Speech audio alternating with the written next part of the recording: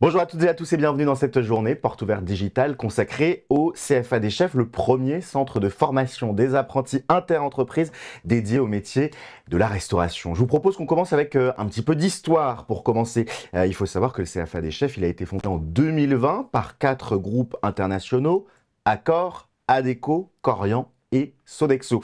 C'est bien la loi de 2018 qui permet aux entreprises de créer leur propre centre de formation qui a permis l'ouverture du CFA des chefs. Et puis, il y a une nouveauté, une nouvelle entreprise depuis le 9 mai 2022, c'est Disneyland Paris qui a rejoint le CFA des chefs et qui proposera de nouvelles opportunités aux apprenantes et aux apprenants. C'est un centre de formation pour apprentis qui est assez unique et pendant une demi-heure, nous allons pouvoir tout savoir sur le CFA des chefs grâce à notre invitée, Françoise Merloz. Bonjour.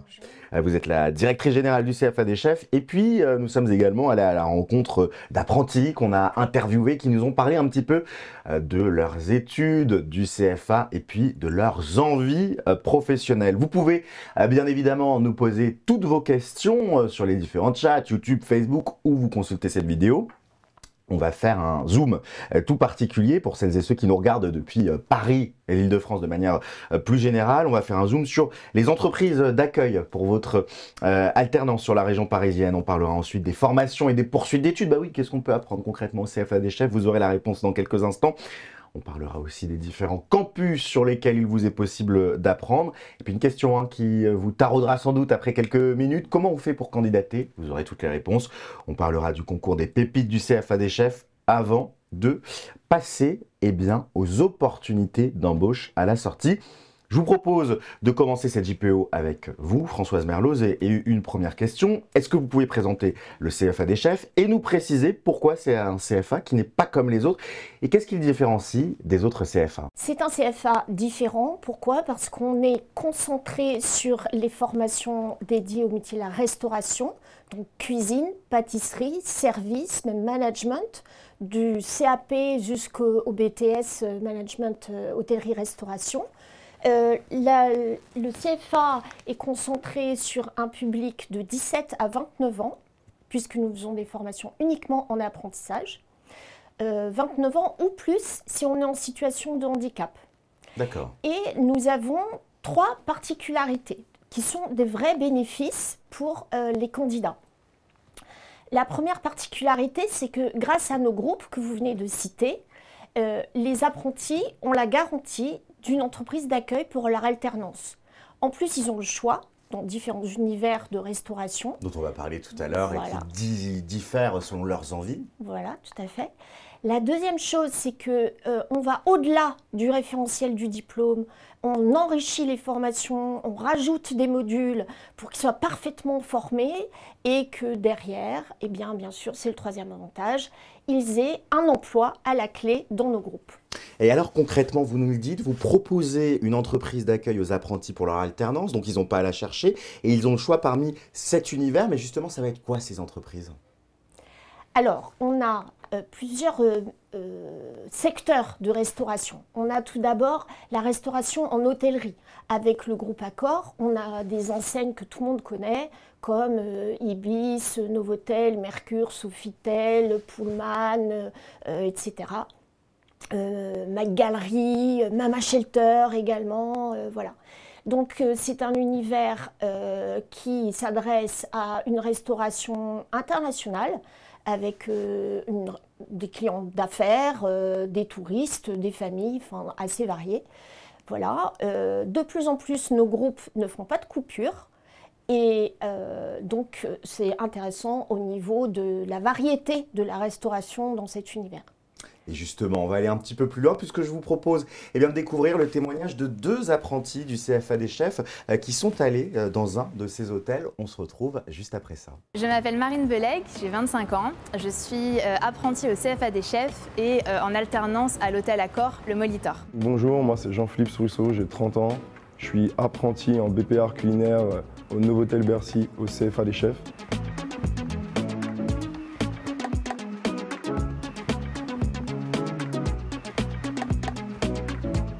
Les avantages de passer par le CFA des chefs, c'est que déjà ils vous mettent toutes les cartes en main pour bien débuter le métier de cuisinier. Ils vont vous fournir la mallette, la veste de cuisinier, le pantalon, les chaussures de sécurité. Le CFA des chefs m'a aussi trouvé directement une place en entreprise.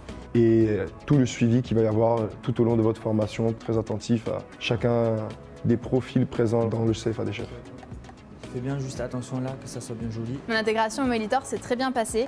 J'ai été très bien accueillie par le chef Martin Simolka, par les secondes cuisines, toute la brigade. Donc concrètement, lorsqu'on fait un apprentissage, on a une semaine de formation par mois, les 3 autres semaines sont à l'entreprise. Lors de cette semaine en formation, on est une classe uniquement d'adultes, donc que des passionnés qui ont décidé de se reconvertir. On a eu des masterclass sur la cuisine végétarienne, sur la cuisine japonaise, avec le chef Martin Simolka. On a aussi eu des cours de communication, donc c'est une offre vraiment complète. C'est un métier qui permet de découvrir des choses tous les jours, que ce soit avec les chefs avec lesquels on travaille, qui vont avoir une cuisine différente, une approche différente en fonction des ingrédients, en fonction des épices qu'ils vont utiliser, en fonction des techniques qu'ils vont pouvoir utiliser. Un autre univers, hein, c'est celui de la restauration traditionnelle, c'est les fameux bistrots qu'on aime tant. C'est les bistrots qu'on aime tant, c'est également des tables un peu plus gastronomiques, ou c'est des tables dans des lieux d'exception, comme on voit là. Donc c'est proposé par le groupe Accor et également le Paris Society qui a intégré le groupe Accor il y a peu de temps et qui propose donc des restaurants sur le côté de l'Opéra de Paris, sous la coupole du printemps, avec des vues magnifiques, etc. Il y a également la restauration qu'on connaît bien en entreprise. Vous pouvez nous expliquer un peu en quoi ça consiste? Alors, la restauration en entreprise a bien changé. C'est loin des cantines qu'on a connues quand on était petit. Aujourd'hui, elle rivalise avec la restauration commerciale. On y trouve des buffets, des corners avec une cuisine internationale, veggie, enfin, très différente, des grillades, etc. Et donc, nos apprentis ont comme ça une expérience très riche dans les entreprises, dans les restaurants d'entreprise. De plus, ils ne travaillent qu'en semaine et que le midi.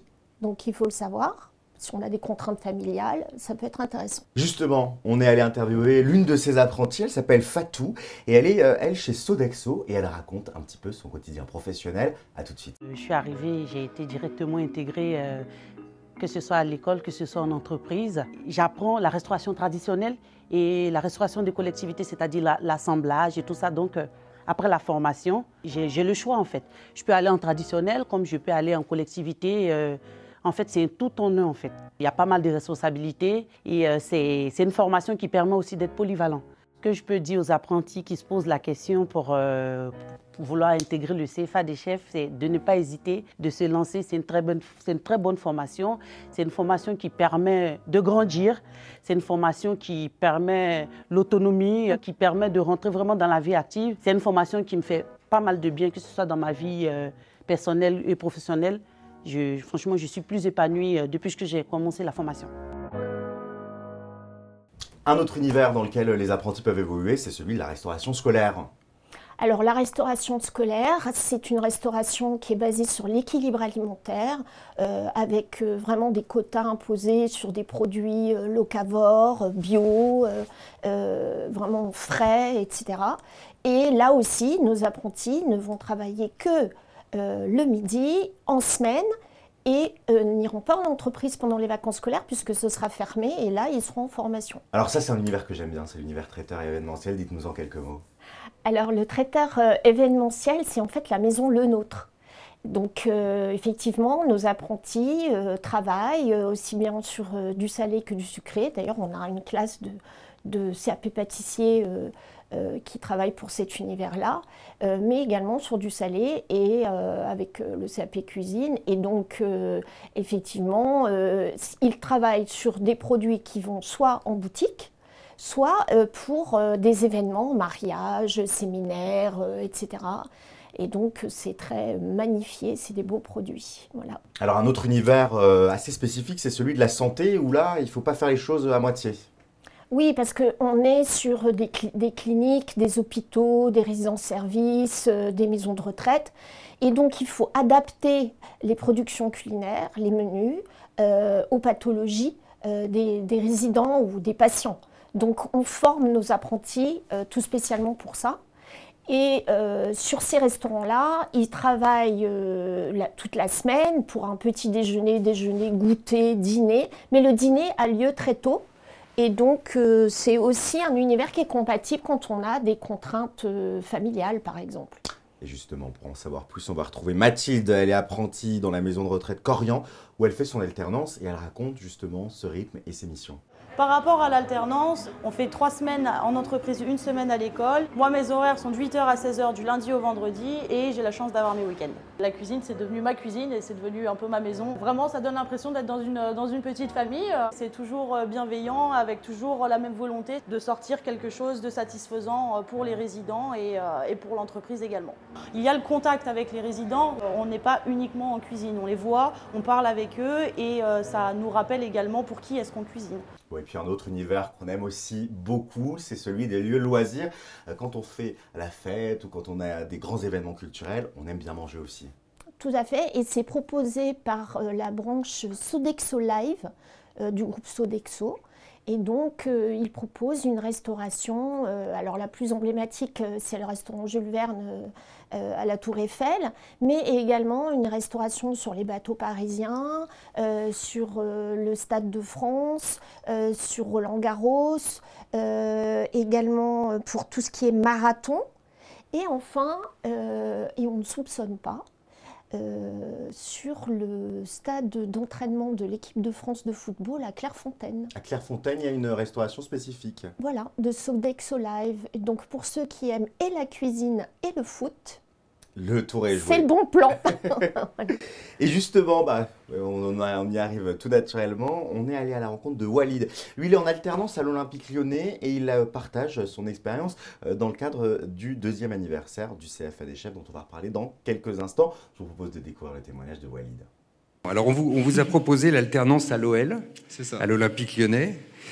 J'imagine que ça a été la cerise sur le gâteau. J'y croyais pas. Dès que j'ai lu le mail, j'y croyais pas du tout. J'étais en train de me dire, mais attendez, il y a peut-être une blague ou une erreur. Est-ce que c'est bien moi? Et j'ai eu Caroline Courtin justement au téléphone qui m'a bien confirmé que c'était l'OL. Et j'étais juste heureux de me dire que y a 2 passions qui se rencontrent. Donc moi, personnellement, on ne pouvait pas m'offrir mieux que cette place. Vous adorez le foot et vous adorez la cuisine. Exactement. Vous servez les joueurs? Ouais. J'ai l'occasion de servir les pros qu'on connaît qui passent à la télé, les féminines et les Pro 2. En plus du staff et du personnel qui vient manger. Mais là, pour le coup, avec le Covid, ça s'est un petit peu stoppé. Mais on est privilégié pour les joueurs. Et tout ça en 4 mois. Tout ça en 4 mois. Et c'est pas fini. c'est pas fini. Je me laisse porter là. Ça s'entend. Ça s'entend. Et puis pour terminer, sur cet univers sur lieu de loisirs, il y a une nouveauté dont je parlais dans l'introduction, c'est Disneyland Paris. Alors c'est vrai que c'est 2 mots qui font rêver, Disneyland et Paris, justement pour les loisirs. Ils rejoignent le CFA des chefs. Qu'est-ce que ça veut dire concrètement pour les opportunités ? Donc des opportunités pour nos apprentis à Disneyland Paris sur les 2 parcs, en restaurant, en hôtel, en séminaire, pour les métiers de cuisinier, pour les métiers de pâtissier, de serveur et chef de partie, donc en alternance à Disneyland Paris. Ça fait rêver, c'est magique. Eh bien oui, une magie qu'on a pu découvrir avec une petite vidéo qu'on va vous montrer. On se retrouve juste après.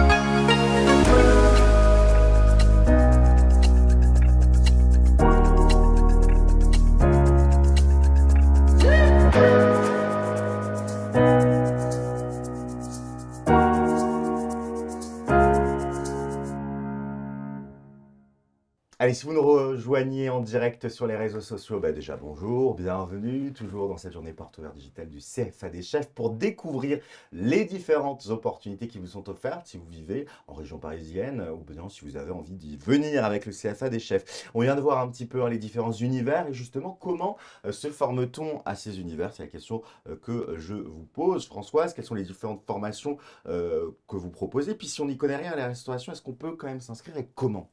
Alors oui, on a des formations pour les novices, hein. Donc même si on n'y connaît rien, mais qu'on a envie et qu'on cuisine juste chez soi, là on peut emboîter une formation professionnelle. Donc tout ce qui est CAP cuisine, pâtisserie, service en salle, en restauration, ce sont des formations pour lesquelles il faut avoir obtenu son bac en Union européenne ou un autre CAP dans une autre discipline. Alors, vous allez me demander pourquoi? Parce que d'habitude, le CAP, c'est 2 ans. Et là, on ne le fait qu'en 1 an, ce qui fait que l'apprenti doit avoir validé auparavant toutes les matières générales par son bac ou un autre CAP. Ce qui fait que quand il sera avec nous, pendant cette année, on sera concentré sur les matières professionnelles. Voilà.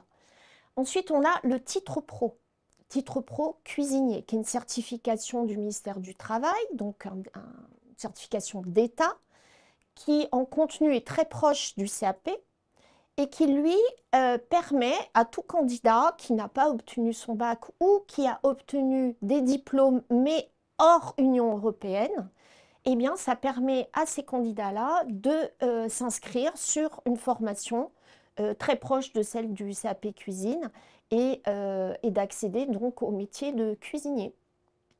Ensuite, on a des poursuites d'études. Le bac pro en 2 ans au lieu de 3 ans parce que nos apprentis enchaînent après avoir eu un CAP cuisine ou un titre pro cuisine ou alors ils ont déjà fait une seconde. Mais en tout cas, ils accèdent directement en classe de première pour le bac pro. Ensuite, on a le brevet professionnel art culinaire en 2 ans. Donc là, il faut avoir soit déjà un CAP cuisine, soit un bac pro cuisine. C'est vraiment une marche au-dessus. C'est une formation un peu plus complexe. On demande beaucoup de créativité, de la communication, l'anglais, du management et un peu de gestion des marges, des appros, etc. Et enfin, on propose le BTS Management Hôtellerie-Restauration en 2 ans aussi.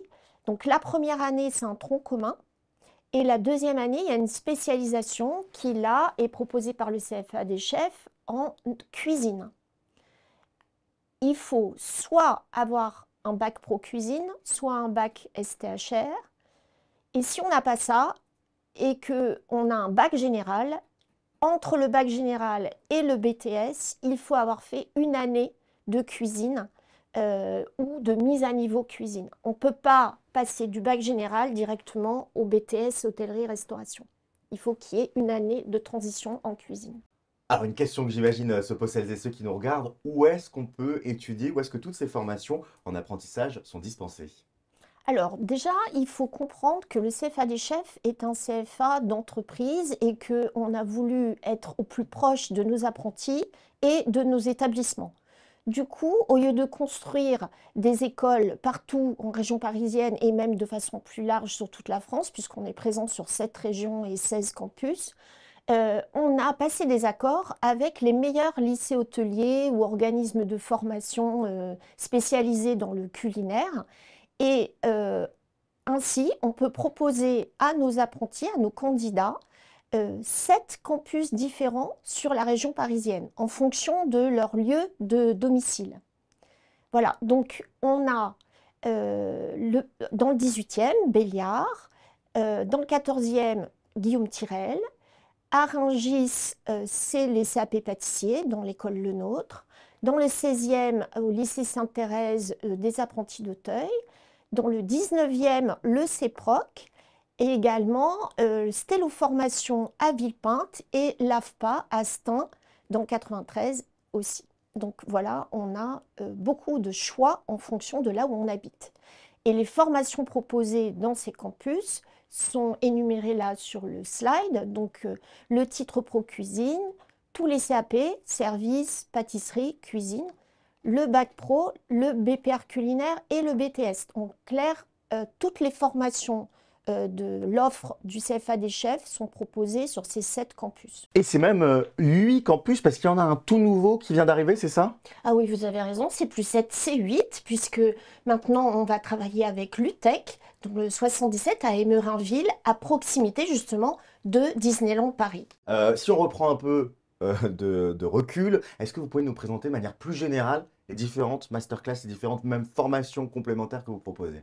Alors, il y a une formation qui est transversale pour l'ensemble de nos apprentis et qui tient à cœur pour tous nos groupes fondateurs, c'est la communication en restauration.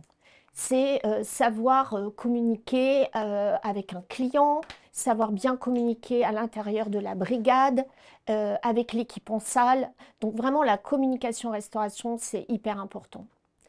Ensuite, il y a la restauration secteur santé. Donc là, j'en parlais tout à l'heure, c'est vraiment adapter les menus, les présentations, les textures, tout à la pathologie des résidents et des patients. Donc il faut d'abord savoir bien cuisiner avant de commencer à apprendre cette partie-là qui est un peu plus complexe. Ensuite, il y a la lutte contre le gaspillage alimentaire en restauration, qui est, je dirais, une formation commune à l'ensemble de nos apprentis. C'est une formation en e-learning, là aussi, qui rentre dans le programme développement durable, qui est cher à nos groupes. Et enfin, la cuisine de demain, puisqu'en fait, on veut que nos chefs soient des chefs tendance, des chefs qui connaissent toutes les dernières techniques culinaires, qui connaissent le veggie, par exemple, l'évolution du comportement du consommateur par tranche d'âge jusqu'en 2030. Et donc, le veggie en fait partie de ces tendances. Et également, tout ce qui est donc masterclass japonaise, mais italienne aussi, enfin, tout ce qui est international. Et puis enfin, donc les masterclass gastronomiques comme le pâté en croûte ou d'autres chefs, je dirais VIP qui viennent. On a également prochainement une masterclass sur la pâtisserie, où là c'est le champion du monde de pâtisserie qui viendra faire un cours à nos apprentis et ce sera filmé et diffusé ensuite en replay sur tous les campus. Une question que beaucoup de jeunes se posent, est-ce que ces formations, toutes les formations dont vous venez de parler, sont payantes? Non, elles ne sont pas payantes parce que l'apprentissage n'est pas payant. Et donc, du coup, les apprentis ne payent aucun droit d'inscription, ne payent absolument rien en ce qui concerne la tenue, la mallette d'ustensiles. Vraiment, le CFA des chefs prend tout en charge. Et en plus, ils sont rémunérés. Donc la rémunération, elle varie en fonction de l'âge de l'apprenti. Du profil. Du profil et surtout de sa formation. Donc on voit que le titre pro, c'est une première année d'études, donc il y a un certain salaire. Pour les plus de 26 ans, c'est le même salaire pour tout le monde. Ensuite, pour tous nos CAP, comme on fait des CAP en un an, on a... et également le bac pro, on a une rémunération qui est un peu supérieure. Et enfin, pour les BP et les BTS, c'est soit la rémunération qui est indiquée là sur le tableau, soit s'ils ont précédemment eu un contrat d'apprentissage et que donc ils ont enchaîné 2 contrats d'apprentissage sans interruption, à ce moment-là, c'est la dernière rémunération qui prévaut et qu'on prend en considération. Allez, vous continuez bien sûr à nous suivre en direct sur les réseaux sociaux pour cette journée Portes Ouvertes Digitale. Voilà, on a vu un petit peu plus sur le campus. Une question maintenant que se posent celles et ceux qui nous regardent sur la candidature. Comment peut-on candidater au CFA des chefs? Alors pour commencer, Françoise, est-ce qu'on peut rappeler un peu les prérequis pour s'inscrire au CFA des chefs? Alors, on a vu tout à l'heure pour chaque formation donc les prérequis de niveau d'études. Maintenant, je vais parler de prérequis généraux. Donc il faut bien sûr être passionné. C'est le critère numéro 1 de sélection, c'est la passion. Si vous n'êtes pas passionné, que vous êtes rentré là parce qu'il y avait de la lumière, ça ne va pas le faire, ça va se voir tout de suite et ça ne va pas durer longtemps. Donc autant le savoir. Et puis après, je dirais, il faut avoir une certaine résistance physique, pas de mal de dos, des choses comme ça, parce qu'on est debout tout le temps. Hein. Et puis, enfin, c'est aussi des prérequis qui concernent nos candidats internationaux, puisqu'il faut qu'ils aient une autorisation de travail de plus de 1700 heures en cours de validité, donc soit un titre de séjour, soit un visa, pour pouvoir candidater, parce que le contrat d'apprentissage, c'est un contrat de travail. D'accord. Voilà, donc on va leur faire une autorisation de travail, mais il faut qu'ils aient ce titre de séjour ou ce visa. Et alors concrètement, comment ça se passe pour s'inscrire au CFA des chefs? Quelles sont les différentes étapes de recrutement? Là, vous allez les voir en vidéo, il y a 3 étapes.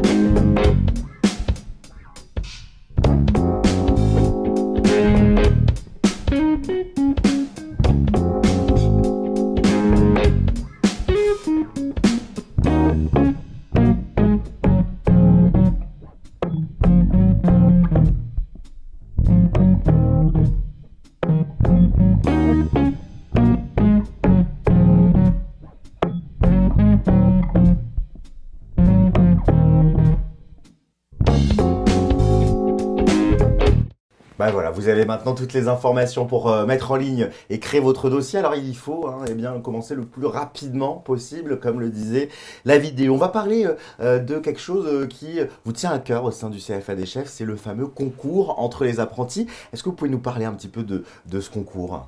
Alors, il s'appelle le concours national des pépites du CFA des chefs. C'est-à-dire qu'on a souhaité mettre en lumière nos apprentis qui sont entrés chez nous comme une pépite d'or à l'état brut et qui a été façonnée avec nos formations et que l'on souhaite donc mettre en lumière par ce concours. Et c'est un concours qui vient mettre du piment un peu dans l'année scolaire. Il est organisé et effectué à 4 mains, en binôme avec le maître d'apprentissage, apprenti, maître d'apprentissage. Ce qui fait que ça renforce le lien avec le maître d'apprentissage, également avec l'équipe pédagogique, avec les professeurs. Et il y a des présélections au mois de janvier et ensuite les demi-finales en avril et les finales en juin. Et chaque année, le thème change. Et pour savoir un petit peu ce qui s'est passé l'an dernier dans le cadre de ce concours, je vous propose de découvrir une petite vidéo qui fait le récap de la finale de l'année dernière.